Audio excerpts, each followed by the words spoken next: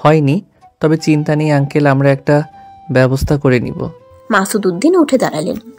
আদি স্বরূপ কণ্ঠে বললেন, করতে হবে না, আমি রাহেলাকে দিয়ে খাবার পাঠিয়েছি। আর আগামী কিছুদিন তোমাদের রান্না বান্না করতে হবে না, আমার বাড়ি থেকেই তোমাদের জন্য খাবার আসবে। আরহান সঙ্গে সঙ্গে নাকচ করল। না আঙ্কেল, এমনটার প্রয়োজন নেই। তুমি ভুলে যেও না আরহান, আমি তোমার হাঙ্কলের আগে স্যার হই।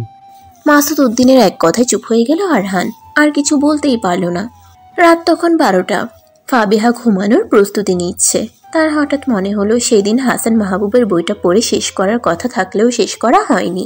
প্রথম এক লাইন পড়েই নাস্তা খেতে চলে গিয়েছিল, এরপর আর তালে তালে ধরা হয়নি। ফাবিহা ঘড়ির দিকে তাকালো, 12টা 2। এই রাতে বই পড়াটা খুব একটা আকস্মিক ব্যাপার নয়, তবুও ফাবিহার ইচ্ছে করছে না। সে বিছানায় শুইল। এর ঠিক কিছুক্ষণের পরেই কল্পনায় আরহান হাজির। ফাবিহা অবাক হয়, তবুও চোখ খুলে না, উল্টো সে বলে ওঠে, আপনি আমার বলা গানটা কেন ছাড়লেন না আরহান? আরহানের বিস্ময়কর চাহনি, ভরাট কণ্ঠস্বর। আমি কি করে জানবো ওটা আপনি ছিলেন? ফাবিহা কথা বলে না। আরহান বলে, কণ্ঠস্বর চেনা যাচ্ছিল না, তাই না? একদমই না। রুমাল বেঁধে নিয়েছিলেন নাকি? কি করে বুঝলেন? প্রিয়জনদের সাথে কণ্ঠ বদল করতে আমরা এমনই করি। আপনি আমার প্রিয়জন নন আরহান।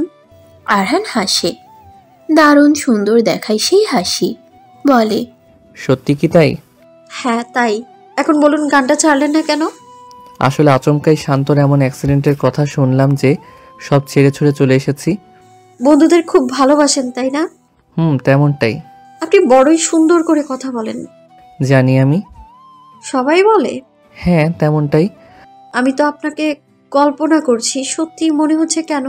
আরহান এগিয়ে গেল, কানের কাছে ফিসফিস করে বলল, আরহানের প্রেমে পড়বেন না রৌদ্রময়ী, সে যে আপনার ভালোবাসা গ্রহণ করতে পারবে না। আকস্মিক চোখ খুলে গেল ফাবিহার। মাথার উপর সিলিং ফ্যান ঘুরছে, রুম জুড়ে বাতি জ্বলছে। ফাবিহার লাইট বন্ধ করে দিল। এসব কি ভাবছিল এতক্ষণ? ফাবিহা প্রচুর কল্পনা প্রবণ মানুষ। জীবনে কিছু হলেই সে কল্পনায় অনেক কিছু ভেবে ফেলে, কিন্তু আজ যা ভাবল তা একদমই কাম্য ছিল না। যত যাই হোক, ফাবিহা আরহানকে ভালোবাসে না, একদমই বাসে না। কিন্তু আরহান কেন বলল সে ভালোবাসা গ্রহণ করতে পারবে না? কেন পারবে না? ক্লাসরুমে গালে হাত দিয়ে বসে আছে মোহনা, সামনেই তহিদ তাদের পড়াচ্ছে।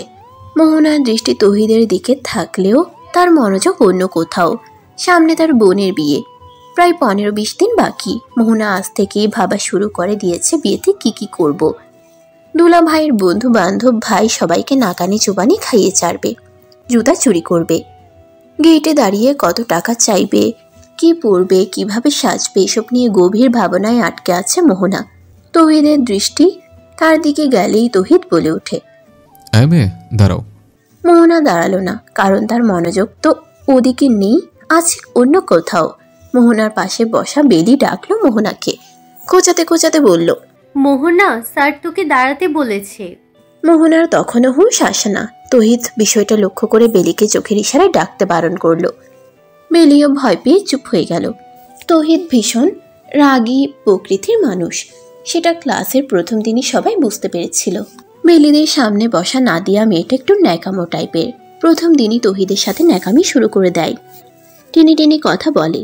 তহিদ ভেবেছিল প্রথম দিন কোনোরূপ ঝামেলা করবে না, রাগারাগিও করবে না, কিন্তু না, ওই মেয়ের ন্যাকামতায় সহ্য হচ্ছিল না বলে সে কি উচ্চস্বরে ধমক। প্রথম দিনই মেয়েটাকে ভার্সিটি থেকে বের করে দেওয়ার হুকুম দিয়ে বসে। ব্যাস, সে থেকেই ক্লাসের সব ছেলে মেয়েরা বুঝে গেছে তহিদ ঠিক কেমন টাইপের স্যার। তহিদ এগিয়ে আসলো, মোহনা তখনও ধ্যানমগ্ন হয়ে বসা। তহিদ সামনে দাঁড়িয়ে আবার বলল, দাঁড়াও। মোহনা দাঁড়ালো না। তহিদের রাগ উঠল, তার হাতে ছিল কলম। সে মোহনার বেঞ্চিতে দুবার বাড়ি মারল। এবার হুঁশ ফিরল মোহনার। চোখের সামনে তহিদকে দেখে হতভম্ব হয়ে উঠে দাঁড়ালো, মিনমিনিয়ে কণ্ঠে বলল, স্যার আপনি? পড়াশোনার মনোযোগ কোথায় থাকে? না মানে স্যার। তহিদের ক্ষিপ্ত মেজাজ। চুপ করুন, কাউকে নিয়ে ভাবতে হলে বাসায় বসে ভাববেন। এটা ক্লাসরুম, আপনার ভাবনার শহর নয়। পড়াশোনা করতে ইচ্ছে না করলে বাবা মাকে বলবেন বিয়ে দিয়ে দিতে। শুধু শুধু আমার এবং আপনার সময় নষ্ট করবেন না। মোহনার চোখে পানি আসার উপক্রম, তবুও নিজেকে যথাসম্ভব শক্ত রাখার চেষ্টা করল। সে দুর্বল নয়, তবুও তহিদের কথাই খুব খারাপ লাগছে। তহিদ আরও বলল, বাকি ক্লাসটুকু আপনি দাঁড়িয়ে করবেন। যদি আবারও দেখি মনোযোগ নেই তাহলে কান ধরতে হবে। কথা বলে চলে গেল তৌহিদ। মোহনা বিস্মিত হয়ে দাঁড়িয়ে রইল। আচমকা কি ঘটে গেল? পুরো ক্লাসের সদস্যদের দৃষ্টি তখন মোহনার দিকে। মোহনার 2 বছরের ক্লাসে কখনো এভাবে কেউ অপমান করেনি। সে বিনা বাক্যে চুপচাপ দাঁড়িয়ে রইল এবং পণ করল আজকের পর তৌহিদ স্যারের ক্লাস সে কোনোদিনও করবে না। লোকটা চরম খারাপ, এভাবে রাগারাগি করার কি ছিল? মানছে ভুল করেছে তাই বলে এভাবে বলবে? মুখ ফুলিয়ে দাঁড়িয়ে রইল মোহনা। তৌহিদ এক পলক মোহনার দিকে তাকিয়ে পড়ায় মনোযোগ দিল। টেবিলের কাছে বসে আছে শান্ত, ডায়েরিতে কি যেন লিখছে। শান্ত ডায়েরি লিখতে পছন্দ করে। পায়ের যন্ত্রণা কালকের থেকে একটু কমেছে। আরহান শাওয়ার নিয়ে বের হলো। তখন দুপুর 2টো বাজে। আরহানকে বের হতে হবে। তৌহিদেরও আসার সময় হয়ে গেছে। তৌহিদ আসলেই আরহান বের হবে। তৌহিদ তার মাথা মুছতে মুছতে বলল, তুই আমার টেবিলে বসছিস কেন? শান্ত উত্তর দিল না। দরজায় নক করার শব্দ পাওয়া গেল তখন। আরহান দরজার দিকে দৃষ্টি রেখে বলল, কে? রাহেলার কণ্ঠ শোনা যায়। সে বলে, ভাইজান আমি। শান্ত তাকালো তখন। রাহেলা ভেতরে ঢুকলো। হাতে তার খাবারের ট্রে, পিছনে রিনা বেগম দাঁড়িয়ে। আরহান তাকে দেখে এগিয়ে গেল, বলল, আসসালামু আলাইকুম আন্টি, আসুন ভিতরে আসুন। রিনা বেগম ভিতরে ঢুকলেন। স্বামীর এই 3টে ছেলে ব্যাচেলর, ভাড়া দেয়ার। তার এখনো পছন্দ হয়নি, তবুও কি করার। রিনা বেগম বললেন, শুনলাম তোমাদের মধ্যে কার নাকি পা পুড়েছে।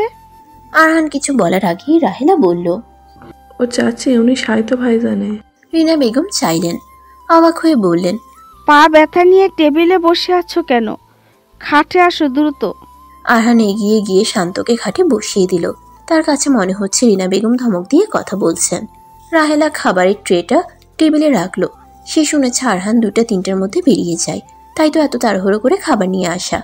সেই মুহূর্তে তৌহিদের কণ্ঠ শোনা যায়। সে বলে, আমি চলে এসছি আরহান। পুরো কথা শেষ হয় না। রিনা বেগমকে দেখে স্মিত হাসে। আরহান বলে, উনি মাসুদ আঙ্কেলের ওয়াইফ রিনা আন্টি। তৌহিদ সালাম দিল।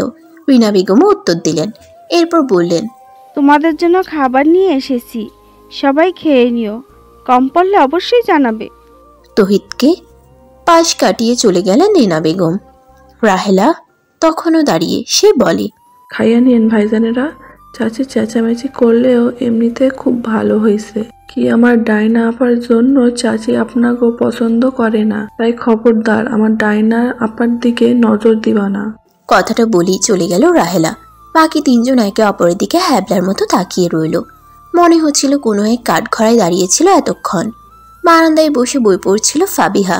সে আজও ভার্সিটি যায়নি। সারা সকাল বসে বই পড়েছে। চমৎকার বই। এই বইয়ের সবচেয়ে বিশেষ যে আকর্ষণ ছিল তা হলো উপন্যাসের নায়ক নায়িকাকে রৌদ্রময়ী বলে ডাকে। নামটা শুনে ফাবিহার সে কি বিস্ময়সূচক চাহনি। তার বারবার মনে হয়েছে হাসান মাহবুব আসলে আরহান, কারণ এই রৌদ্রময়ী নামটা ফাবিহা আরহানের মুখেই শুনেছিল আগে এবং প্রথমবার। যেহেতু ফাবিহা বইটার প্রথম মুদ্রণ কিনেছে, সেহেতু বইটা প্রকাশ হওয়ার আগে নামটা সম্পর্কে কারো জানা সম্ভব নয়। তার মানে আরহানই হাসান মাহবুব। ফাবিহার ভাবনার মাঝেই অতিথি নিবাস থেকে আরহান বের হলো। গায়ে জড়ানো মেরুন রঙের শার্ট, কালো প্যান্ট, চুলগুলো সুন্দর মতো গোছালো। ফাবিহা বইয়ের সমাপ্ত পাতায় চোখ বুলালো, যেখানে 4 লাইনের ছন্দে লেখা, আমি বইয়ের ভাঁজে গল্প খুঁজি, গল্পের মাঝে প্রেম, অথচ দিন শেষে তারাও বুঝায় আমরা শুধুই একটা ফ্রেম। আজ সকাল থেকে বৃষ্টি। ফাবিহা নিজের রুমে পাইচারি করছে। কেমন যেন অস্থির লাগছে। আজ 2 দিন যাবৎ আরহানের সাথে দেখা সাক্ষাৎ নেই, কথাবার্তা নেই। ভিডিওতে আসছে না, আজও আসবে কিনা কে জানে। ব্যাপারটা অদ্ভুত লাগছে, যদিও অদ্ভুত লাগার মতো কোনো কারণ নেই, তবুও লাগছে। ফাবিহা বুঝতে পারছে না আরহানের দেখা সাক্ষাৎ না পাওয়ায় তার অস্থির লাগবে কেন। সে কি আরহানের প্রেমে পড়ে গেল নাকি? কিন্তু এটা কি করে সম্ভব? ফাবিহার অতিরিক্ত ভাবার একটা রোগ আছে, যাকে ইংরেজিতে বলে ওভার থিঙ্কার। ফাবিহা ইতিমধ্যে ভেবে ফেলেছে একদিন ঝড় বৃষ্টির রাতে কোনো এক জঙ্গলে ঘেরা পুরনো এক জমিদার বাড়িতে সে আর আরহান আটকা পড়বে। পুরো 1 দিন 1 রাত তারা একসাথে থাকবে। বাহিরে প্রবল ঝড় থাকবে, তাদের মধ্যে কিছুই হবে না, শুধু সারা রাত তারা গল্প করবে। ভোর হতেই একদল মানুষ তাদের ধরতে আসবে এবং জোর জবরদস্তি করে তাদের বিয়ে দিবে। কি অদ্ভুত চিন্তা ভাবনা। ফাবিহা জানি এসব কিছুই হবে না, আর হলেও সে অবশ্যই চুপচাপ বসে থাকবে না, প্রতিবাদ জানাবে, বাবাকে কল করবে। এক পর্যায়ে সে আর আরহান পালিয়ে আসবে। আগের যুগ এখন আর আছে নাকি? একটা ছেলে আর একটা মেয়ে এক রুমে থাকলেই বিয়ে দিয়ে দিবে। ফাবিহা তার চিন্তা ভাবনা বাদ দিল। ভাগ্যিস কেউ মনের কথা শুনতে পায় না, না হলে এই ধরনের আজগুবি পরিকল্পনা সম্পর্কে কেউ জেনে গেলে কি হতো। আরহামের সামনে তো লজ্জায় যেতেই পারতো না ফাবিহা। ছিছি। আপা, ও আপা, আপা শুনছেন? আপা, আপা গো। লাগাতার ফাবিহাকে ডাকছে রাহেলা, কিন্তু ফাবিহার হেলদোল পাওয়া যাচ্ছে না। সে বেঘরে ঘুমোচ্ছে। রাহেলা এবার তার হাত ধরে নাড়া দিল, উচ্চ আওয়াজে বলল, আপা উঠেন, চাচি আপনার জন্য বুইড়া ব্যাটার লাগে বিয়া ঠিক করছে। এক পর্যায়ে লাফ দিয়ে ঘুম থেকে উঠল ফাবিহা। আশপাশ দেখল, বুঝতে পারল না পাইচারি করতে করতে ঘুমিয়ে গিয়েছিল কখন। চোখে মুখে হাত ছোঁয়ালো ফাবিহা। প্রশ্ন করল, কয়টা বাজে রাহেলা? সকাল 11টা। আমি কি সকালে নাস্তা করেছিলাম? রাহেলা চোখ বড় বড় করা চাহনি। সে ভিমড়ি খেয়ে বলল, কি কন আপা, আপনি নাস্তা করছেন কি না মনে নাই? মনে থাকবে না কেন? কি দিয়ে যেন খেয়েছিলাম। রাহেলা ব্রুকুচকে তাকালো, সন্দেহের দৃষ্টি নিয়ে বলল, আমি শিওর আপনি প্রেমে পড়ছেন আপা। রাহেলা, ফালতু কথা বন্ধ করো। আর ওটা শিওর নয়, শিওর। দূর, এই একই হলো। না, এক হয়নি। মা কই? চাচি রান্নাঘরে। আচ্ছা, আমার জন্য 1 কাপ কফি নিও। রাহেলা উঠে দাঁড়ালো, হেঁটে গেল, তবে ফাবিহা থেকে চোখ সরালো না। এক পর্যায়ে দরজার সাথে ধাক্কা খেয়ে বলল, ও মা গো। ফাবিহা চমকে উঠল, তাকালো, জিজ্ঞেস করলো, কি হয়েছে? কিছু হয় নাই আপা, আপনি বহেন, আমি এখনই আইতেছি। ঝুমঝুম বৃষ্টির শব্দ বইছে। ভার্সিটির নিচতলায় বারান্দার প্রাঙ্গণে বসে আছে মোহনা। আজ ভার্সিটি আসাটা ঠিক হয়নি। মোহনা বুঝতে পারেনি সে ভার্সিটি আসার পরে তুমুল বর্ষণ শুরু হবে এবং ক্লাস হবে না তেমন। আজ ক্লাস হয়েছিল দুটো, একটা তৌহিদ স্যারের, আরেকটা মাহিন স্যারের। মাহিন স্যারের ক্লাসটা করলেও তৌহিদ স্যারেরটা করেনি, সুযোগ বুঝে বেরিয়ে এসেছে। এই সেই সোজা লাইব্রেরি। মোহনা উপন্যাস পড়তে পছন্দ করে, কিন্তু একাডেমিক বই পড়তে পড়তেই তার প্রাণ যায় যায় অবস্থা। বাংলা উপন্যাস পড়বে কখন? তাও হুমায়ুন আহমেদের মেঘ বলেছে যাব যাব বইটা ধরেছিল, শেষ করতে পারেনি, ধৈর্যহীন হয়ে বেরিয়ে এসেছে। ভেবেছিল বাড়ি যাবে, কিন্তু তুমুল বর্ষণে যাওয়া যাচ্ছে না। মোহনার একটা সমস্যা হলো, সে বৃষ্টির পানি সহ্য করতে পারে না। একটু বৃষ্টির পানি গায়ে লাগলেই মাথা যন্ত্রণা, সর্দি, কাশি, জ্বর সব একত্রে বেড়াতে আসবে। এইসব ক্ষেত্রে মোহনার আবার মেহমান পছন্দ নয়, তাই চুপচাপ বসে রয়েছে। পুরো ভার্সিটি ধরতে গেলে খালি, তাদের ভবনে কেউ নেই, তবে অন্য ভবনগুলোতে হয়তো আছে। মোহনা ভেবে নিয়েছে আর 8 ঘন্টা বসে থাকবে। তাদের মধ্যে না কমলে ভাইয়াকে কল করবে। মোহনারা 3 ভাই বোন, বড় বোন উর্মি, মাঝখানে ভাই রবিন, আর এরপর মোহনা। আপনি আজ আমার ক্লাসে আসলেন না কেন? আকস্মিক এমন কথা শুনে চমকে উঠল মোহনা। উপরে চাইল দ্রুত, তৌহিদ স্যার দাঁড়িয়ে আছেন। মোহনা খানিকটা ঢোক গিলল। এবার কি বলবে? সে তো ভাবতেও পারেনি তৌহিদ স্যার এই সময় আসবে এখানে।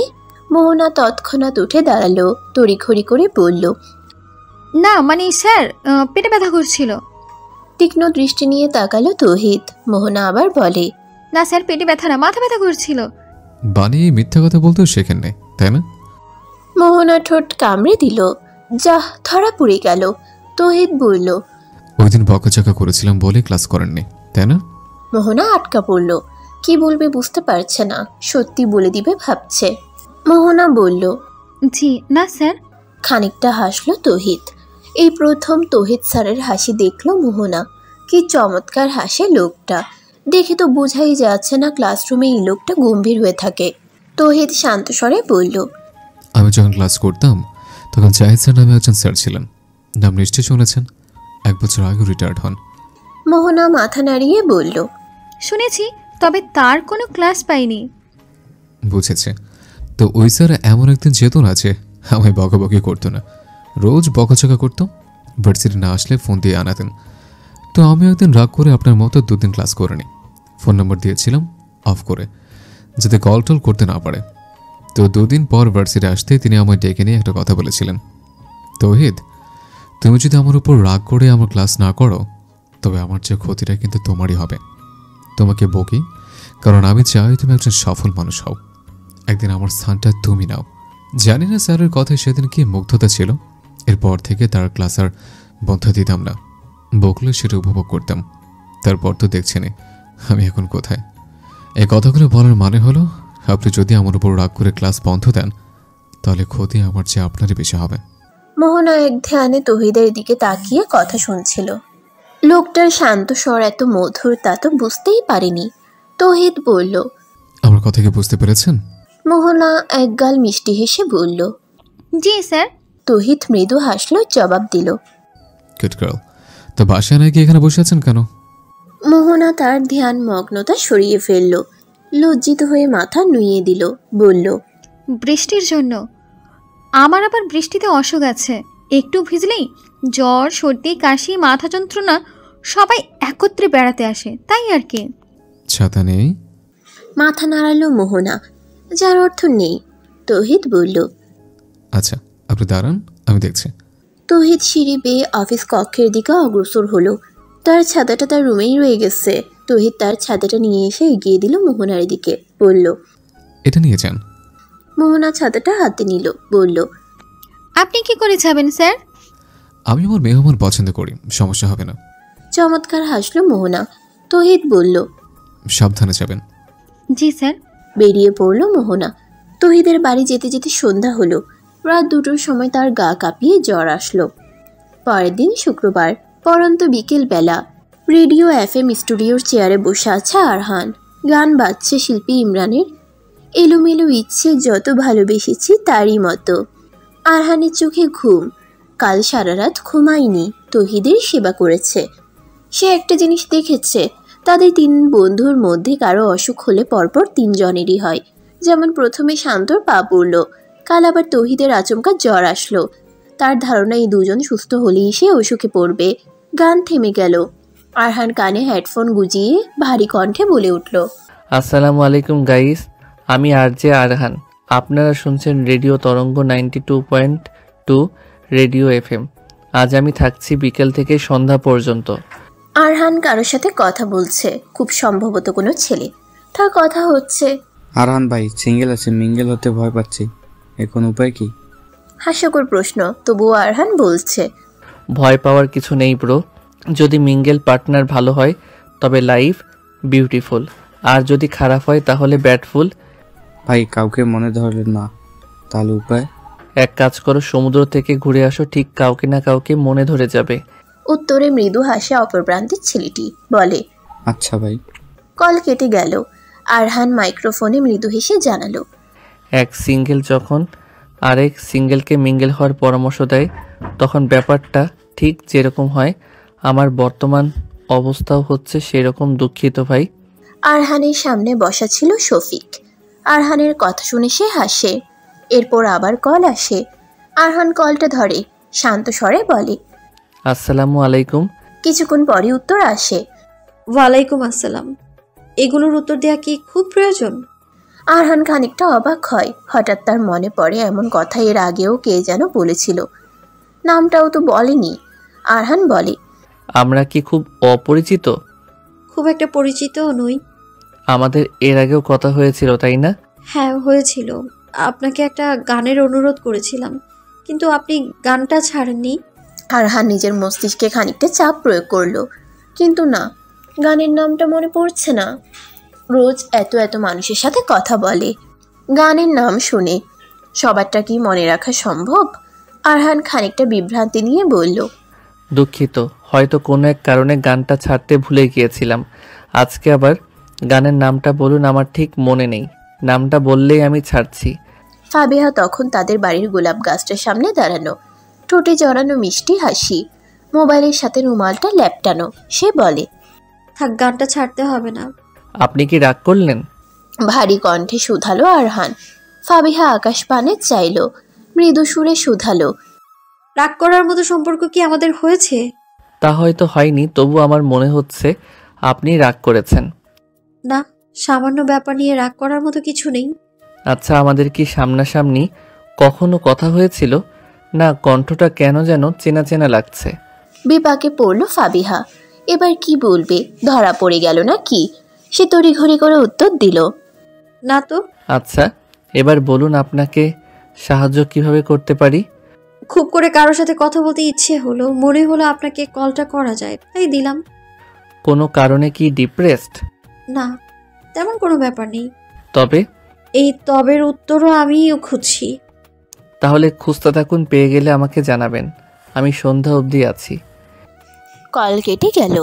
একরাশ হতাশা ভরা আক্ষেপ নিয়ে কানে ফোন চেপে দাঁড়িয়ে রইল ফাবিহা। তার হঠাৎ খারাপ লাগলো কিনা বোঝা গেল না। অন্যদিকে আরহান মাইক্রোফোনে বলে উঠল, এবার ছাড়ছি একজন শ্রোতার অনুরোধের গান, দেহ পাশে কেউ কেঁদো না। গানের নাম শুনে ফাবিহার বিস্ময়ের শেষ নেই। বলল তো গানের নাম মনে নেই, তাহলে ছাড়লো কি করে? কান ছুঁয়ে এলো গিটারের শব্দ। কিছু সময় পরে ভেসে আসলো, একা বসে তুমি দেখছো কি একই আকাশ। বাড়ির পিছনের বারান্দায় চুপচাপ বসে আছে শান্ত। পায়ের ব্যথা আগের চেয়ে বেশ কমেছে, এবার হাঁটতেও পারছে। বাহিরের আকাশটা মেঘলাময়, কালো কালো মেঘ দেখা যায়। যদিও শান্তর ধারণা আকাশে কালো মেঘ থাকলেও আজ আর বৃষ্টি হবে না। শান্তর হাতে রবীন্দ্রনাথের বই। বইয়ের নাম শেষের কবিতা। শান্তর মাঝে মাঝে ইচ্ছে করে উচ্চ আওয়াজে বই পড়তে, কিন্তু নিয়তির কাছে সে বড়ই অসহায়। শান্ত মাঝে মাঝে ভাবে, যদি তার কাছে আলাউদ্দিনের চেরাগ থাকতো তাহলে শান্তের উইশ হতো, কেবলই বাকশক্তি পাওয়া। যদিও এগুলো হয় না, তবুও আশায় বাঁচে মানুষ। শান্ত কল্পনাপ্রবণ মানুষ। এসব ভাবনা তার জন্য খুব একটা অপরিকল্পিত ব্যাপার নয়। শান্তর বাকশক্তি নেই, এই ব্যাপার নিয়ে আগে আক্ষেপ লাগলেও এখন আর লাগে না। যদি শান্ত দুনিয়াতে ভালো কাজ করে, মৃত্যুর পর জান্নাতে যায়, তাহলে নিশ্চয়ই আল্লাহ তাকে বাকশক্তি দিবেন। তখন পুরো একটা দিন শান্ত শুধু কথা বলবে, শুধুই কথা বলবে। মৃত্যু নিয়ে শান্তর অনেক কৌতূহল। নিশ্চয়ই পৃথিবীর শ্রেষ্ঠ আর রহস্যময়ী একটা ব্যাপার হলো মৃত্যু। শান্তর মতে পৃথিবীর সকল মানুষকে দিনে একবার হলেও স্মরণ করা উচিত মৃত্যুর। মাটির ঘর, ঘুটঘুটা অন্ধকার, আশেপাশে কেউ নেই, শুধুই একা একটা মানুষ। কি ভয়ঙ্কর একটা ব্যাপার। দীর্ঘশ্বাস বেরিয়ে আসলো শান্তর। কারো পদধ্বনি পাওয়া গেল। শান্তর বাকশক্তি না থাকলেও শ্রবণ শক্তি প্রবল। শান্ত পিছনে ঘুরল, দেখলো গায়ে মোটা কাঁথা জড়িয়ে তহিদ এগিয়ে আসছে। সে শান্তর পাশে গিয়ে বসলো, কৌতূহল নিয়ে বলল, একা একা বসে আছে কেন? শান্ত রবীন্দ্রনাথের বইটা দেখালো। তহিদ বলল, বই পড়ছিস? মাথা নাড়ালো শান্ত, যার অর্থ হুম। শান্ত হাতের ইশারায় বলল, তোর জ্বর কমছে? তহিদ কথা বুঝতে পেরে উত্তর দিল, মোটামুটি সুস্থ। শান্ত হাত নাড়ায়। তা দেখে তৌহিদ বলে, তাহলে কাঁথা নিয়ে কি করিস? হেসে ফেলে তৌহিদ, জানাই খানিকটা শীত লাগে। কথা শুনে মৃদু হাসলো শান্ত। বর্ষণের পরের পরিবেশটা বেশ চমৎকার লাগে ফাবিহার কাছে, যেমন এখন লাগছে। সন্ধ্যা শেষে সে বাহিরে এসেছে। আহামরি কোনো কাজ নেই, হাঁটাহাঁটি যাকে বলে। পায়ে ফোসকা পড়ার পর খুব একটা বাড়ি থেকে বের হওয়া হয়নি, তাই ভাবলো আজ বের হবে। মোড়ের মাথায় ফুচকা বেচছে। ফাবিহা মূলত ওগুলোই খেতে যাচ্ছে। ফাবিহাদের বাড়ি থেকে কুরিয়ার সার্ভিস খুব কাছে। ফাবিহা ভেবেছে সে হাসান মাহবুবকে একটা চিঠি লিখবে, সঙ্গে কিছু গিফট পাঠাবে। সঠিক ঠিকানাটা জানতে হবে। তবে ফাবিহা এইটুকু জানে হাসান মাহবুব এই ঢাকাতেই থাকেন, কিন্তু কোথায় তা জানে না। লোকটা যে কেন নিজেকে লুকিয়ে রাখে কে জানে। কোনোদিন দেখা হলে অবশ্যই জিজ্ঞেস করবে। আপনি আড়ালে থাকতে কেন পছন্দ করেন?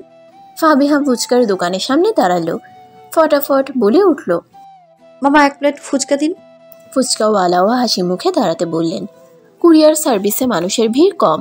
আরহান মুখে মাস্ক পরে ঢুকলো দ্রুত। এগিয়ে গিয়ে বলল, আমার নামে কিছু পার্সেল এসেছে। ফোন নাম্বার আর মেসেজ দেখালো আরহান।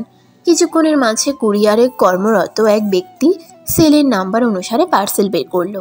বড় কার্টুনের বাক্স। আরহান কিছুক্ষণ তাকিয়ে রইল। কর্মরত ব্যক্তিটি বলল, হাসান মাহবুব। মাথা নাড়ায় আরহান, যার অর্থ হ্যাঁ। একটা রসিদ দেওয়া হলো। বলা হলো ফোন নম্বর আর নাম লিখতে। আরহান লিখল। এরপরই বাক্স নিয়ে এসে বেরিয়ে আসলো। মোড়ের মাথায় আসতে না আসতেই ফাবিহার সঙ্গে দেখা। ফাবিহা কেবলই খাওয়া শেষ করে পাওনা মিটিয়ে বাড়ি ফিরছিল। আরহানকে দেখেই প্রশ্ন করল, কেমন আছেন? আরহান প্রথমে খেয়াল করেনি। পরবর্তীতে কণ্ঠ শুনে হেসে বলল, এই তো, তা আপনি এখানে কি করছেন? ফুচকা খেতে আসলাম। ও আচ্ছা। কোথায় যাচ্ছেন? বাসায়। আমিও যাচ্ছি। একসাথে যাই, সমস্যা আছে আপনার? একদমই না। আরহান আর ফাবিহা একসাথে হাঁটছে। ফাবিহাই বলল, এত বড় বাক্সে কি আছে? গিফট। এত বড় বাক্সে? জি। নিশ্চয় স্পেশাল কেউ দিয়েছে। তেমনটাই ধরা যায়। মনটা খারাপ হয়ে গেল ফাবিহার। কেন হলো জানা নেই। পুরো রাস্তায় আর কোনো কথাই হলো না। বাড়ির গেটের দুপাশে ল্যাম্পপোস্ট লাগানো, দুটোই জ্বলছে, ফকফকা আলো দিচ্ছে। আরহান গেটের কাছে আসতেই বলল, তাহলে কি ভালো থাকবেন? ফাবিহাও বলল, জি আপনিও। হঠাৎই ফাবিহার নজরে পড়ল বাক্সের গায়ে লেখা নামটার দিকে। সেখানে লেখা প্রাপক হাসান মাহবুব। ঠিকানা আর ফোন নাম্বারও দেয়া। ফাবিহা স্তব্ধ মনে গেল। তাহলে কি তার ধারণাই ঠিক? আরহানই তাহলে বিখ্যাত লেখক হাসান মাহবুব। আরহান ফাবিহাকে রেখে আগেই যেতে নিচ্ছিল। তখনই ফাবিহা বলে ওঠে, শুনুন।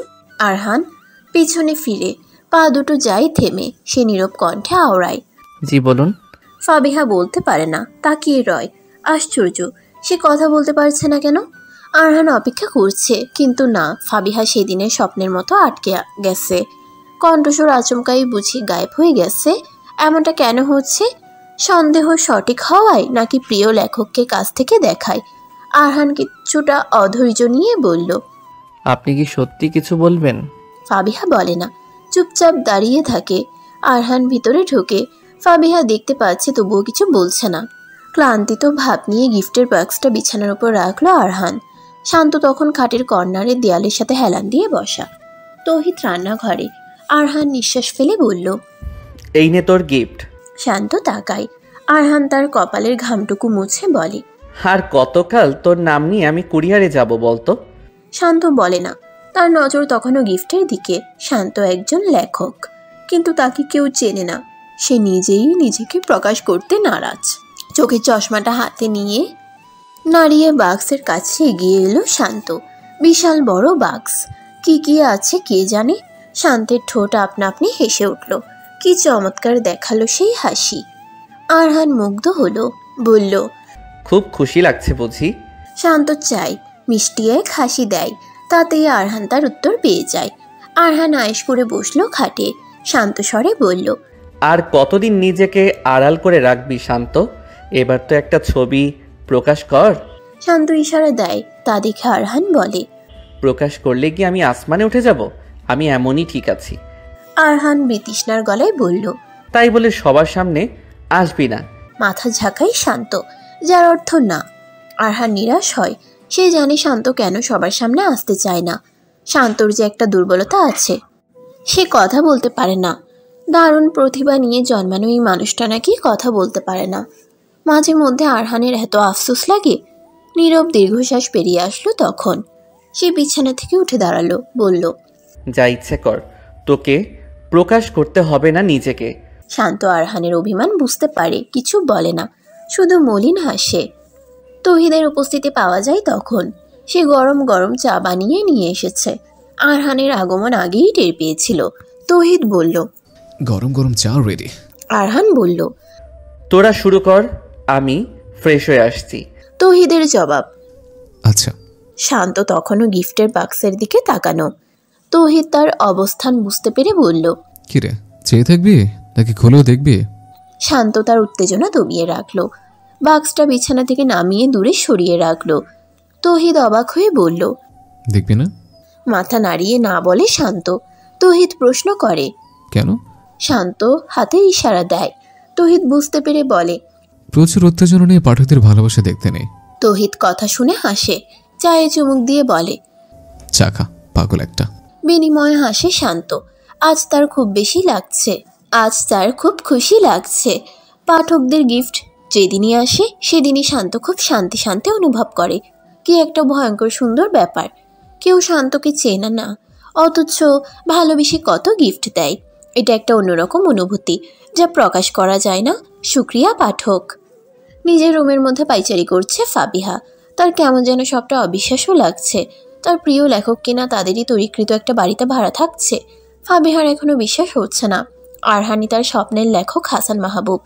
তবুও কৌতূহল এখনো পুরোপুরি দমেনি। আরহানকে সরাসরি জিজ্ঞেস করতে হবে, না হলে পুরোপুরি শিওর হওয়া যাবে না। যদি সত্যি আরহানি হাসান মাহবুব হয় তাহলে সবার আগে ফাবিহা একটা ছবি তুলবে, সঙ্গে অটোগ্রাফ নেবে। আল্লাহ, এমন একটা দিন ফাবিহার জীবনে আসবে সে তো কল্পনাও করতে পারেনি। ফাবিহা উত্তেজনায় পাগল হয়ে যাচ্ছে। রাহেলার পদধ্বনি পাওয়া গেল। সে ধাপধুপ পা ফেলে রুমে ঢুকলো, বলল, আপা, চাচি আপনারে নিচে ডাকে। ফাবিহার সারা শব্দ পাওয়া গেল না। সে দাঁড়িয়ে দাঁড়িয়ে মিটমিট করে হাসছে। রাহেলা তাকে খেয়াল করলো। কি সর্বনাশ, আপা একলা একলা হাসে, এ এত ভূতের ধরার লক্ষণ। রাহেলা আচমকা চেঁচিয়ে উঠল, বলল, চাচি গো, কাম সারছে, ইয়া কি সর্বনাশ হইয়া গেছে চাচি, চাচি গো। বলতে বলতে ছুটে গেল রাহেলা। ফাবিহা হতভম্ব হয়ে গেল আচমকা। তার ধ্যান ফিরেছে। সে রাহেলাকে ডাকলো। এই রাহেলা, কি হলো? রাহেলা শুনল না। সে ভূত আমার পুত, পেতনি আমার ঝি বলতে বলতে ছুটে যাচ্ছে। সোফায় বসে স্টার জলসার নাটক দেখছিলেন রিনা বেগম। তার হাতে চায়ের কাপ আর সামনের টেবিলের উপর বাটিতে করে মুড়ি রাখা। রাহেলা দৌড়ে পড়ল সেই মুড়ির উপর। রিনা বেগম তাজ্জব বনে গেলেন। রাহেলা কাঁদতে কাঁদতে বলল, চাচি, সর্বনাশ হইয়া গেছে, আপারে ভূতে ধরছে। সঙ্গে সঙ্গে মুখ থেকে চা গড়িয়ে পড়ল রাহেলার মুখে, আর চায়ের কাপের ঠাঁই হলো মেঝেতে। সে নিচে পড়তেই ঝনঝন শব্দ করে খণ্ড বিখণ্ড হয়ে গেল। রিনা বেগম উত্তেজিত হয়ে 3 বার উচ্চারণ করলেন একই কথা, কি কস তুই, কি কস তুই। রাহেলা তার গায়ের ওড়না দিয়ে মুখের চায়ের পানিটা মুছল, বলল, ছাই কই চাচি। রিনা বেগম এবার উঠে দাঁড়ালেন। আবারও 3 বার উচ্চারণ করলেন, আমি বিশ্বাস করি না, আমি বিশ্বাস করি না, আমি বিশ্বাস করি না। রাহেলা এবার বিরক্ত বোধ করল। চাচি, আপনি এক কথা 3 বার কন কে? রিনা বেগম উত্তর দিলেন না। তিনি চেঁচিয়ে ডাকলেন, রাহেলা, থুরি, ফাবিহা, এই ফাবিহা। ফাবিহা তৎক্ষণাৎ ছুটে আসলো। রাহেলা লুকিয়ে পড়ল রিনা বেগমের শাড়ির আঁচলে নিচে। ফিসফিস করে বলল, কি করলেন চাচি? ভূত গে আমনে কেউ ডাকে? রিনা বেগম নিজেকে শক্ত করে বলল, তুই শিওর জানিস ফাবিহার ভূতে ধরেছে? ছাই কই চাচি, মাছা কথা কইলে চাচাই আওয়েন কালে দরজার সামনে উষ্টা খাইয়া পড়বেন। রিনা বেগম ফাবিহার দিকে তাকালেন। ফাবিহার মুখভঙ্গি স্বাভাবিক। সে তাকিয়ে আছে তাদের দিকে স্থির দৃষ্টি নিয়ে। ফাবিহা বলল, কি হলো? মা ডেকে এনে কথা বলছে না কেন? রিনা বেগম বললেন, তোরে নাকি ভূতে ধরেছে। ফাবিহার ভিমরি খাওয়ার মতো অবস্থা। সে শুধায়, এসব কি বলো তুমি? রাহেলা বলে, একদম মিছে কথা কইবেন না আপা, আমি দেখছি আপনারে ঘরে বসে একা একা দাঁড়াইয়া হাসছেন। আরে ওটা তো এমনি। এরই মাঝে বাহিরে কারো পড়ে যাওয়ার শব্দ পাওয়া গেল। ফাবিহা দৌড়ে সেদিকে গেল। গিয়ে দেখল মাসুদ উদ্দিন উষ্ঠা খেয়ে দরজার মুখে পড়েছে। হাতে করে নিয়ে আসা জ্যান্ত শোল মাছ লাফাচ্ছে। ফাবিহা উত্তেজিত কণ্ঠস্বরে দৌড়ে গিয়ে বলে, বাবা। রিনা বেগম আর রাহেলাও দৌড়ে আসে। তখন ঘরে থাকা আহিরও বেরিয়ে আসে দ্রুত। কানে ইয়ারফোন লাগিয়ে গান শুনছিল আহির। মাত্র ইয়ারফোন ছড়াতেই ফাবিহার কণ্ঠ শুনতে পায়। অতিথি নিবাসের আরহান, শান্ত, তৌহিদও বেরিয়ে আসে দ্রুত। কি হলো হঠাৎ? ফাবিহা দৌড়ে গিয়ে তার বাবাকে ধরল। রিনা বেগম স্তব্ধ বনে তাকিয়ে। রাহেলা ভীত হলো। রিনা বেগম চোখ রাঙিয়ে চেঁচিয়ে বলল, রাহেলা বাচ্চা, রাহেলা। রাহেলা কানে হাত দিয়ে বলল, চাচি, এবারের মতো মাফ কইরা দেন। বিছানায় শুয়ে আছেন মাসুদ উদ্দিন। তাকে ঘিরে ধরে আছে বাড়ির প্রতিটি সদস্য সহ আরহান, তৌহিদ আর শান্ত। মাসুদ উদ্দিন বললেন, আমার তেমন কিছু হয়নি, খানিকটা আঘাত লেগেছে। ফাবিহা রাগ নিয়ে বলল, তুমি কি দেখে শুনে হাঁটতে পারো না? দেখেই হাঁটছিলাম রেমা, কিভাবে যে পড়ে গেলাম বুঝতে পারিনি। আহির বলল, বাবা তুমি কিভাবে পড়লে বলো তো? মাসুদ উদ্দিন বলতে পারলেন না। তিনি নিজেও জানে না কিভাবে পড়ে গেলেন। শুধু মনে পড়ছে 2 সিঁড়ি উঠতেই আচমকা পা বেঁকে গিয়ে তিনি পড়ে যান। আরহান বলল, আঙ্কেল আপনার একটু সাবধানে চলাফেরা করা উচিত। মাসুদ উদ্দিন অসহায় কণ্ঠে বললেন, তুমিও শুরু করলে আরহান?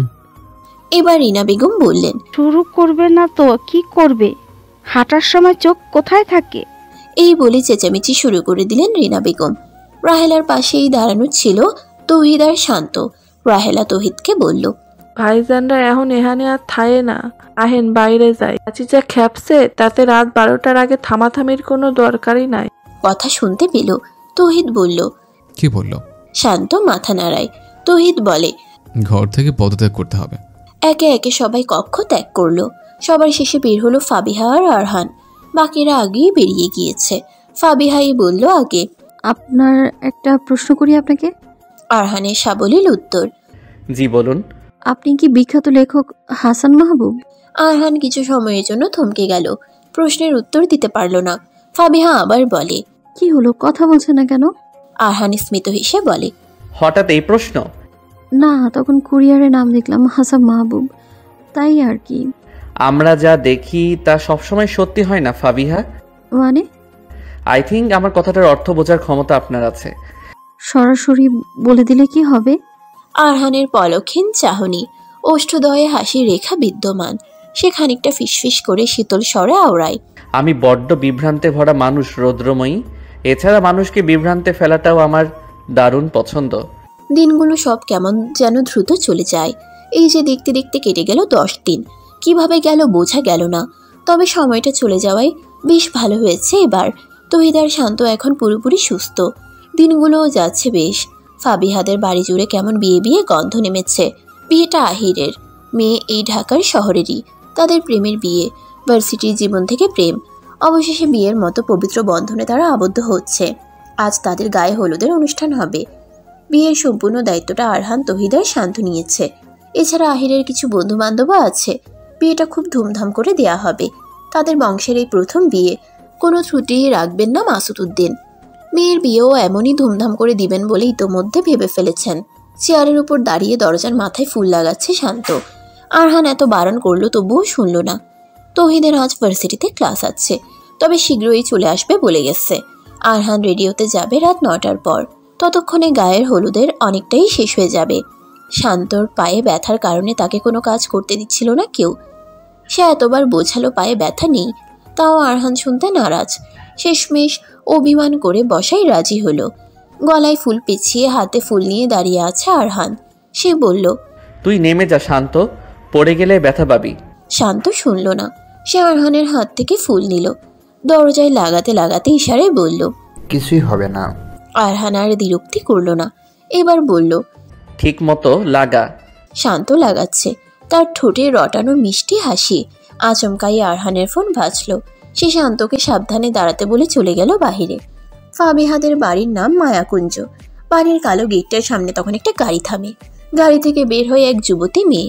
পরনে বাসন্তী রঙের চুড়িদার, মুখে তার তীব্র রাগ, কপালে বিরক্তির ভাঁজ, কানে ফোন। রাগ হওয়ার মুখ্য কারণ সে আসার সময় বিয়েতে পরা ড্রেস আনতে ভুলে গেছে। এত বড় ভুল কি করে হলো কে জানে। অরিন বিরক্তির বেশে হনহন করে বাড়ির ভিতরে ঢুকছিল। মা আর বাবাকে পুনরায় পাঠিয়েছে বাড়ি। অরিন ফোনে বলল, মা জামাটা কি পেয়েছো?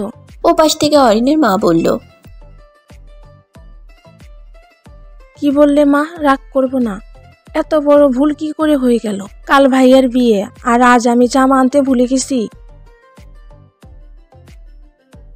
ঠিক হয়েছে, তাড়াতাড়ি আসো। ফোন কেটে দিল অরিন। শান্তর ফোন লাগানোর কাজটা তখন শেষ। সে ধীরে সুস্থে চেয়ার দিয়ে নামতে লাগলো। আচমকা কি হলো, চেয়ার উল্টে পড়ে যেতে নিল শান্ত। সঙ্গে সঙ্গে তাকে দৌড়ে গিয়ে ধরলো অরিন। হতভম্ব স্বরে উচ্চারণ করলো, আরে আরে। সময়টা তখন কেমন যেন। চারপাশ থমথমে। বাতাস বইছে কি বইছে না বোঝা যাচ্ছে না। নিস্তব্ধ লাগছে চারপাশ। শান্তর চোখ বন্ধ। বুকের ভেতর আচমকা ঢিপ ঢিপ শব্দ হচ্ছে। শান্ত চাইল, দেখতে পেল এক রমণী বেশ হতভম্ব হয়ে তাকিয়ে আছে তার দিকে। চোখ দেখে বোঝা যাচ্ছে সে বিরক্ত। কপালে বিন্দু বিন্দু ঘাম লেপটে। অরিন বলল, এই ছেলে, কাজ করার সময় সাবধানে কাজ করতে পারো না?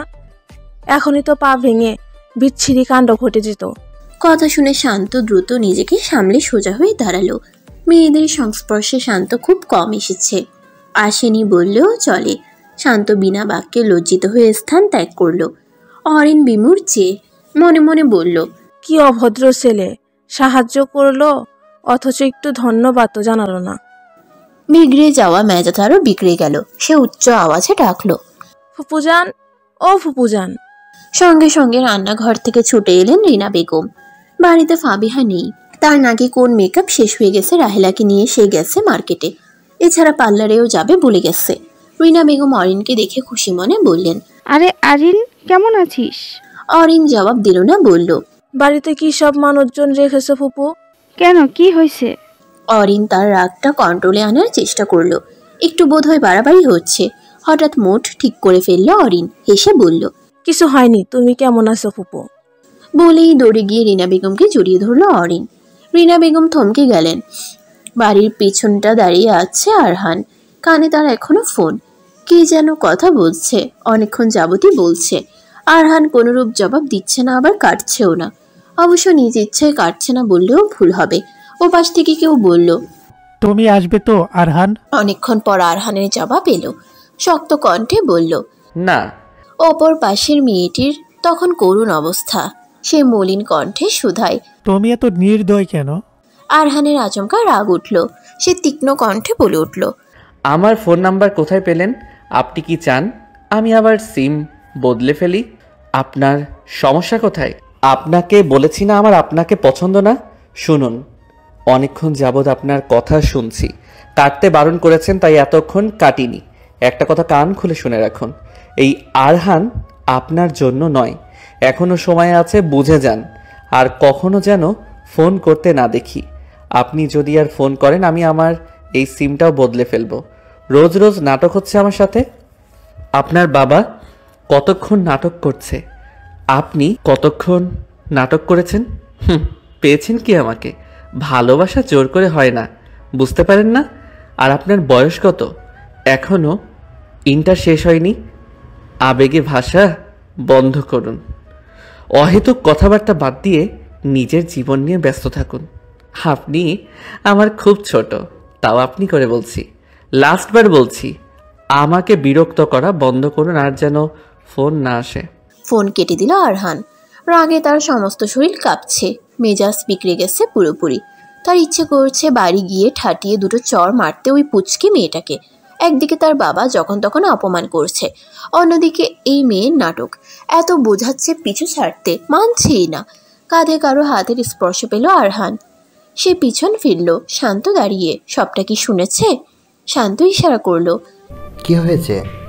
আরহানের অপ্রস্তুত ভঙ্গিমার হাসি। সে শুধায়, কিছু না।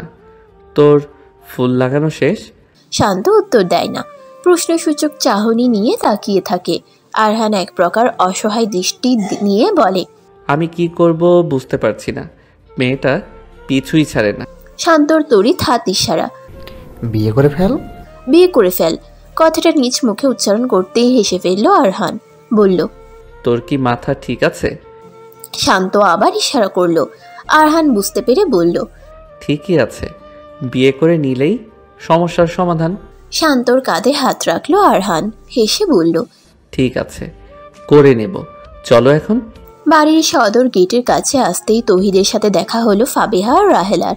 তারাও মাত্রই পার্লার দিয়ে বাড়ি আসলো। তাদের মধ্যে কথা হলো না, এক চিলতে হাসি দেখা গেল শুধু। তৌহিদ আগেই ঢুকে পড়ল ভিতরে। রাহেলা বলল, দেখছেন আপা মেকআপের কি দাম? হালারা দিন দুপুরে ডাকাতি করছে। ওটা ডাহাতি না, ডাকাতি হবে। ওই হয়েছে, আপনি আছেন আমার ভুল নিয়া। শুনো, শুদ্ধ ভাষায় কথা বলে মানুষ সুন্দর বলে। আমার অত সুন্দর দিয়া কাম নাই আপা, আমি যেমন আছি তেমনই ঠিক আছে। না, ঠিক নেই। তুমি এত কথা বলো কেন? কি কন আপা, আল্লাহ মুখ দিয়েছে লাইগা, কথা কওনের লাইগা। তোমাকে বোঝানো আমার কাম্য নয় রাহেলা। রাহেলা একগাল হাসে, যেন ফাবিহাকে হতাশ করতে পেরে সে বিশ্বজয় করে ফেলেছে। তারা কেবল মায়াকুঞ্জের দরজাটার সামনে এলো। এরই মাঝে কোথা থেকে দৌড়ে এসে অরিন ঝাপটে ধরলো ফাবিহাকে। রাহেলা ঘাবড়ে গিয়ে ছিটকে গেল দূরে, চেঁচিয়ে ডাকলো, চাচি গো, ভূত আইছে। সন্ধ্যা হতেই তুমুল উত্তেজনায় ভরপুর হলো মায়াকুঞ্জ। বাড়ির ছাদে বানানো হলো বড় স্টেজ। কিছুক্ষণের মাঝেই হলুদ পাঞ্জাবি পরে আহির বসবে সেখানে। সাউন্ড বক্স চালানোর হট্টগোল পড়েছে ইতিমধ্যে। বাড়িতে মেহমানও আসতেও শুরু করেছে। মাসুদ উদ্দিনের সামনে দাঁড়িয়ে আছে আরহান। তিনি এটা সেটা বলছেন, আরহানও বলছে সব ঠিক আছে। অন্যদিকে তৌহিদকে ডেকে ডেকে ক্লান্ত রিনা বেগম। ছেলেটা এত কাজের, যতবার ডাকে ততবারই দ্বিধাহীন ছুটে আসে। আরহানও হয়েছে তেমন। শান্ত হাতে হাতে কাজ করছে রিনা বেগমের। যদিও শান্ত কথা বলতে পারে না শুনে কি দুঃখ তার। তিনটে ছেলের প্রতি এতটা নির্ভরশীল কখন হয়ে গেলেন বুঝতেই পারছেন না রিনা বেগম। ফাবিহা তো সকাল থেকে মায়ের কাণ্ড দেখে অবাক। অথচ প্রথম দিন এদের দেখে বাবার সাথে সে কি ঝগড়া। ফাবিহার ভালো লাগছে, সঙ্গে আছে জমজমাট রাহেলা। পরিবেশটা যেন আজ একটু বেশি সুন্দর। রাহেলা হাতে করে দুটো লাউ নিয়ে রান্নাঘরের দিকে যাচ্ছে। রিনা বেগম তখন তৌহিদকে কি যেন বোঝাচ্ছেন। শান্ত পাশে দাঁড়িয়ে, আরহান মাসুদউদ্দিনের কাছে। রাহেলা লাউ হাতে গাইতে গাইতে ঢুকলো। লাউয়ের আগাও খাইলাম, ডগাও খাইলাম, লাউ দিয়া বানাইলাম ডুগডুগি, সাধের লাউ বানাইলো মোরে বৈরাগী, ও সাধের লাউ। রাহেলার গান শুনে তৌহিদ শান্ত হাসলো। রিনা বেগম তেতে উঠে বললেন, রাহেলা চুপ কর। রাহেলা চুপ করলো না, বলল, চাচি আজকে আমি আপনার কোনো কথা শুনতাম না। রিনা বেগম সঙ্গে সঙ্গে উত্তর দিলেন, তুই আবার কোন দিন আমার কথা শুনেছিস? দেখেন চাচি, ওইসব আমি জানি না, তই আজগো কথা কইমু না, এটাই হাইনাল। তৌহিদের কথা আসে। ওটা নাইনাল না, ফাইনাল রাহেলা। রাহেলা তৌহিদের দিকে তাকিয়ে বলল, হয় এখন আপনিও আপাল্লাহান আমার ভুল ধরেন। ভুল বলে ভুল ধরবো না। হেয়াও ঠিক, ঠ্যাঙ্গে গু ভাইজান। তৌহিদ নাক কুচকে আস্তাগফিরুল্লাহ বলল। ওহ রাহেলা, ওটা থ্যাংক ইউ হবে। রাহেলা ঠোঁটে কামড় দিল। শান্ত মুখ চেপে হাসছে। এই মেয়েটা এত মজাদার। তার কোনো এক বইয়ে এই মেয়ের চরিত্রটা ফুটিয়ে তুলতে হবে। বইয়ের নাম হবে চমলক্ষ রাহেলা খাতুন। শান্ত হেসে ফেলে। রাহেলা মাথা নাড়ায়। রাহেলা বলে, শান্ত ভাইজান, আপনি হাসলে এত চমৎকার লাগে, আপনি সবসময় হাসবেন। শান্ত মাথা নাড়ায়, যার অর্থ আচ্ছা। সব কথোপকথন বাদ দিয়ে এতক্ষণ পর রাহেলা বলল, ও চাচি, একখান কথা তো ভুলাই গেছি, কেডা জানি কল দিছিল, চাচা আপনারে ডাকে। রিনা বেগম বিস্মিত হয়ে বললেন, এতক্ষণ পর এই কথা মনে পড়ল? চলি চাচি। রাহেলা বেগম কিছু বললেন না, তবে তীক্ষ্ণ দৃষ্টি নিক্ষেপ করে ছুটে গেলেন ঘরে। এই মেয়ে আর ঠিক হলো না। সকালেও অরিনের আগমনের কি কাণ্ডটাই না ঘটালো। খামোখা ঘর মাথায় তুলল। ভাগ্যিস অরিন রেগে যায়নি। দোতলার বারান্দায় তখন ফুল লাগাচ্ছিল আরহান। প্রায় কাজ শেষ। পুরো দোতলার দেয়ালটাকে ফুল দিয়ে সাজানো হয়েছে, নানান রঙের ফুল। তবে লাল গোলাপটা একটু বেশিই দেয়া। আচমকাই কর্নারের রুমটা দিয়ে খটখট আওয়াজ হলো। কেউ বুঝি খুলছে। আরহান দৃষ্টি রাখলো কর্নারে। না, কেউ আসছে না। শব্দটা আরেকটু তীক্ষ্ণ হলো। জোরালো ভাব আসলো। আরহানের মনোযোগ ভঙ্গ হচ্ছে। সে স্বল্প আওয়াজে বলল, কে? উত্তর আসলো না। উপরে কেউ নেই। আরহান একাই আছে। তার কাজও শেষ পর্যায়ে। এখন প্রায় মানুষই ছাদে গেছে। সেও যাবে। আবারও খটখট শব্দ আসলো। কেউ দরজা ধাক্কাচ্ছে। আচমকাই সাউন্ড বক্সের প্রবল শব্দ কানে বিঁধল আরহানের। দরজায় শব্দটা থেকে তার মনোযোগ বেরিয়ে আসলো।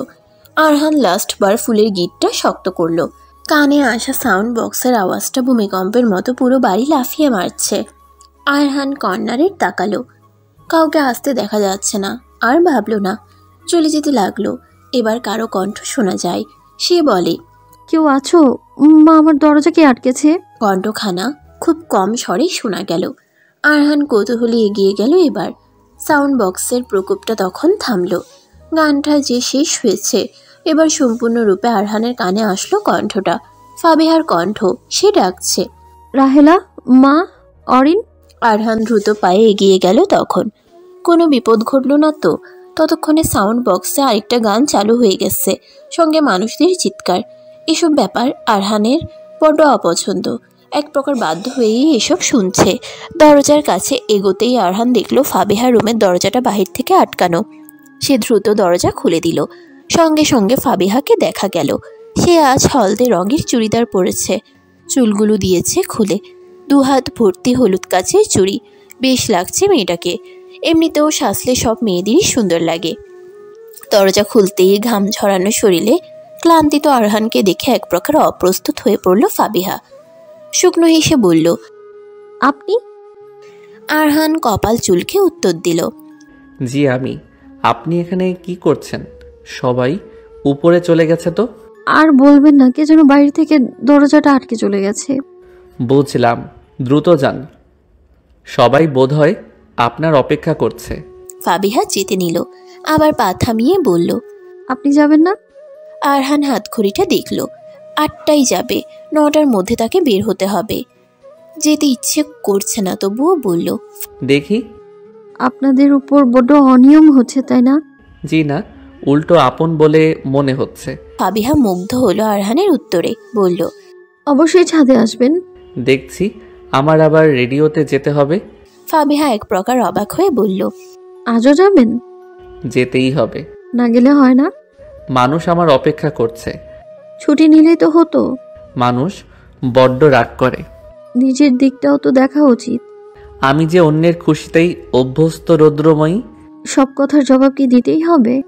দেওয়ার চেষ্টা করি। আপনার সাথে কথায় পড়া যাবে না। আপনি হয়তো ভুলে যাচ্ছেন আমি মানুষটা আর যে। আর যারা কি চুপ থাকতে জানে না?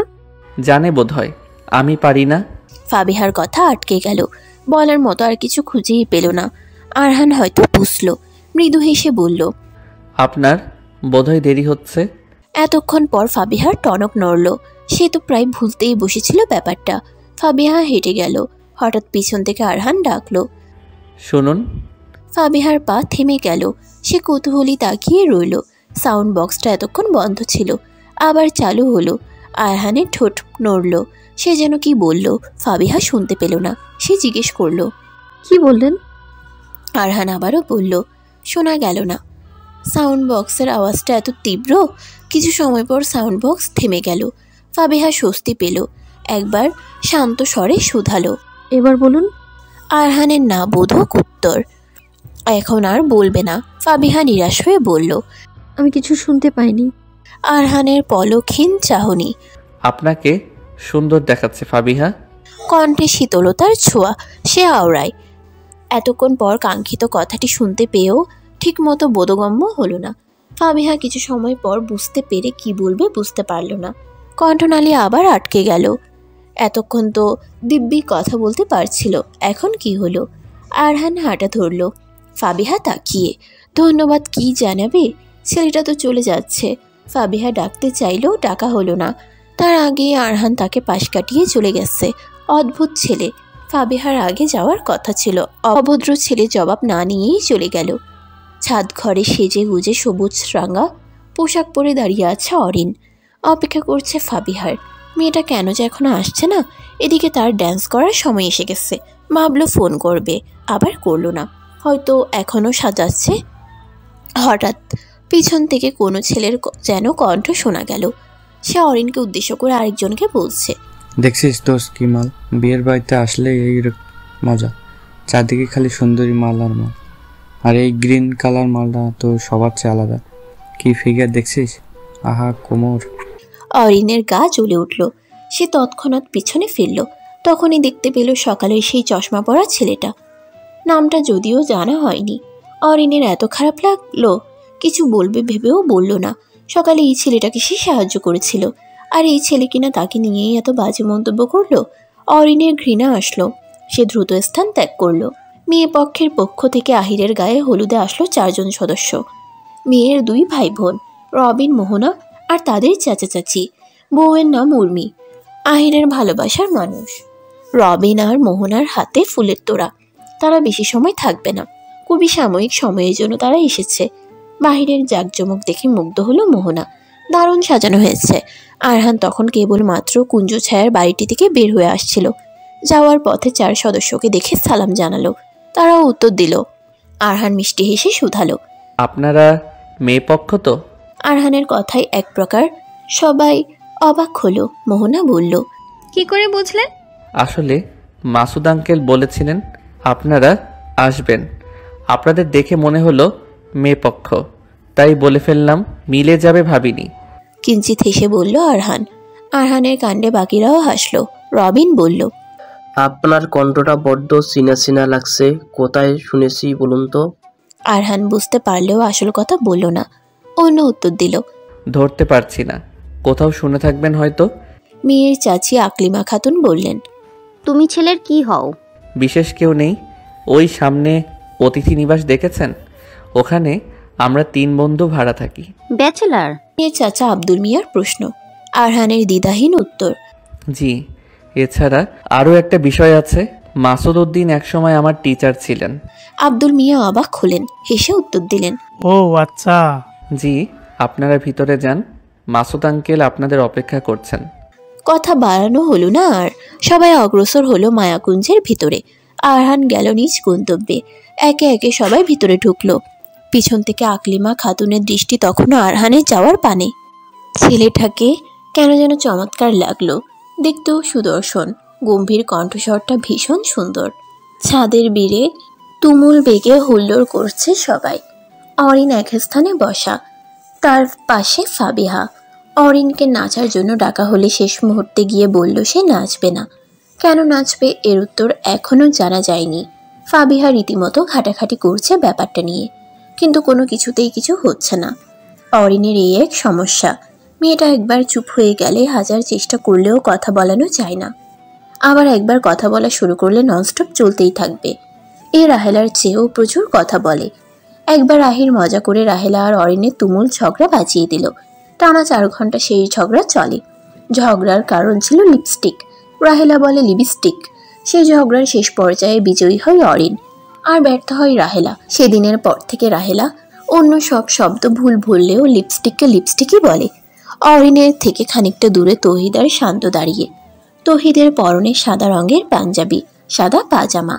পাঞ্জাবির বুকের এক পাশে আকাশি রঙের কারুকাজ, চুলগুলো সিল্কি, হাতে ঘড়ি, একদম পারফেক্ট পারসন। অন্যদিকে শান্ত, সেও পাঞ্জাবি পরেছে, তারটা ব্ল্যাক কালার। শান্তের কালো রং খুব পছন্দ, সে বেশিরভাগ সময়ই কালো রঙে নিজেকে রাঙিয়ে রাখে। গায়ের রং খুব সুন্দর হওয়ার কারণে তার গায়ে কালো রং সবসময় মানায়। শান্তর চোখে চশমা। তৌহিদ বলল, আরহানের বাচ্চা এখন আসছে না কেন? শান্ত তার পকেট থেকে ফোন বের করলো, তৌহিদের হাতে দিয়ে ইশারায় বোঝালো ফোন কর। তৌহিদ ফোন দিল, কিন্তু আরহান ফোন ধরল না। তৌহিদ বলল, তুই এখানে দাঁড়া, আমি ওদিকটা গিয়ে কল করে আসি। মাথা নাড়ালো শান্ত, যার অর্থ ঠিক আছে। তৌহিদ অন্যদিকে যেতে না যেতেই মোহনারা পা রাখলো ছাদে। সাউন্ড বক্সের তীব্র শব্দ তখন চারিপাশ বাজনা বাজাচ্ছে। মোহনারা সরাসরি চলে গেল আহিরের কাছে। তার গায়ে হলুদ লাগানো হচ্ছে। মোহনা একটা দৌড় দিতে নিল, সঙ্গে সঙ্গে তার হাত ধরলো রবিন। তীক্ষ্ণ কণ্ঠে বলল, একদম দৌড় দিবি না, আমরা শুধুমাত্র 15-20 মিনিটের জন্য আসছি। যদি বাড়াবাড়ি করিস এখানেই একটা ছেলে ধরে বিয়ে পড়িয়ে দেব। মোহনা বিস্মিত দৃষ্টি নিয়ে তাকিয়ে রইল। এটা কি ধরনের থ্রেট হলো? সেও তো বিয়ে চাই করতে, এই সুযোগে বিয়েটা সেরে নিলেও হয়। তৌহিদ স্যারের মতো একটা গম্ভীর রাগী মোড়ের মানুষ পেলে মন্দ হয় না। কথা ভেবে নিজেই চমকে উঠল মোহনা। আশ্চর্য, এখানে তৌহিদ স্যার আসলো কোথা থেকে? সে অবশ্যই বাকি স্টুডেন্টের মতো তৌহিদ স্যারের উপর ক্রাশ ট্রাশ খায়নি। মাথা ঝাড়লো মোহনা। যেদিন থেকে তৌহিদ স্যারের ভালো মানুষের কথাবার্তা শুনেছে সেদিন থেকেই কেমন কেমন লাগছে। এই কেমন কেমনের উত্তর মোহনা এখনো খোঁজে। মোহনা আহিরের কাছে এগিয়ে গেল, খানিকটা উচ্চ আওয়াজে টেনে বলল, দুলা ভাই। রবিনের চোখে মুখে হাত। এই মেয়ে শুধরানোর নয়। আচমকাই কোনো মেয়ের কণ্ঠে দুলাভাই শব্দটা শুনে চমকে উঠল আহির। পরবর্তীতেই নিজের শালিকাকে দেখে মৃদু হাসল সে। মোহনার সাথে তার আলাদা বন্ডিং আছে। বলা যায় আহির আর উর্মির প্রথম প্রেমে ধরা খাওয়ার মানুষটিই ছিল মোহনা। মেয়েটা 1 নম্বরের ধুরন্ধর। পুরো 2 বছর আহিরের কাছ থেকে 150 টাকা দামের চকলেট খেয়েছে। যতবার দেখা হয়েছে ততবার। আহির কিঞ্চিত হাসলো, বলল, শালিকা তুমি? আপনাই দেখতে আসলাম। তোমার আপা পাঠিয়েছে। হুর, আপা তো নাকি তেল দিয়ে ঘুমায়। কি বলো? সত্যি বলছি। আহেন 2টা সেলফি তুলি। আহির তুলল। এরপর সেই ছবি পাঠানো হলো উর্মিকে। লাগাতার কল বাজছে আরহানের ফোনে। সে তখন কেবল মাত্র ওয়াশরুম থেকে বের হয়। ফোন তুলতেই তৌহিদের তীক্ষ্ণ কণ্ঠ শোনা যায়। সে বলে, শালা, এতক্ষণ কোথায় ছিলে? একটা ফোন তুলতে এত সময় লাগে? ওয়াশরুমে ছিলাম। ও আচ্ছা, ছাদে আসবি না? আসতে ইচ্ছে করছে না, ভাবছি এখান থেকেই বেরিয়ে যাব। 5 মিনিটের জন্য হলে হয়। দেখছি। আচ্ছা, পাঞ্জাবি পরে আসিস। পাঞ্জাবি পরার কি আছে? হলুদের অনুষ্ঠান না। হলুদের অনুষ্ঠান না, পাঞ্জাবি না পরে ভালো দেখায়? এত এনার্জি হবে না আমার। একেবারে স্টুডিওর জন্য রেডি হয়ে বের হব আমি। তৌহিদ আর জোর করলো না, বলল, ঠিক আছে। ফোন কেটে গেল। তৌহিদ পিছন ফিরল। এরই মধ্যে সাউন্ড বক্সে সাকিব খানের অতীব পুরনো একটা মুভির গান ছাড়া হলো। গানটা ছিল এমন, এই মেঘলা দিনে একলা ঘরে থাকে না তো মন, কাছে যাব কবে পাবো ওগো তোমার নিমন্ত্রণ। আমি চেয়ে চেয়ে দেখি সারাদিন, আজ ওই চোখে সাগরের নীল, আমি তাই কি গান গাই কি, বুঝি মনে মনে হয়ে গেল মিল।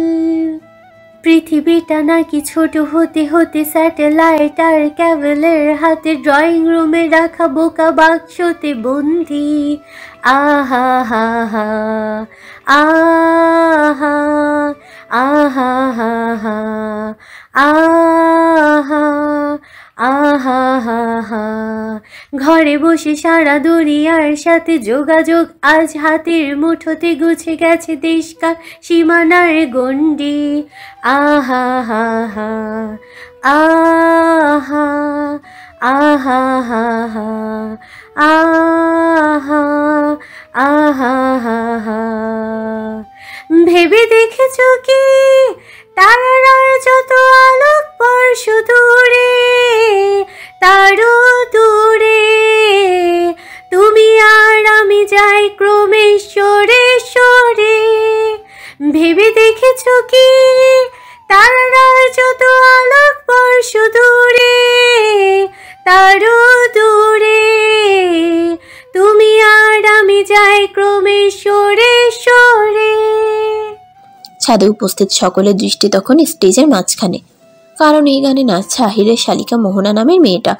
মোহনার কাণ্ডে সবাই বিমোহিত, তৌহিদের দৃষ্টিও গেল ঠিক সেই মুহূর্তে।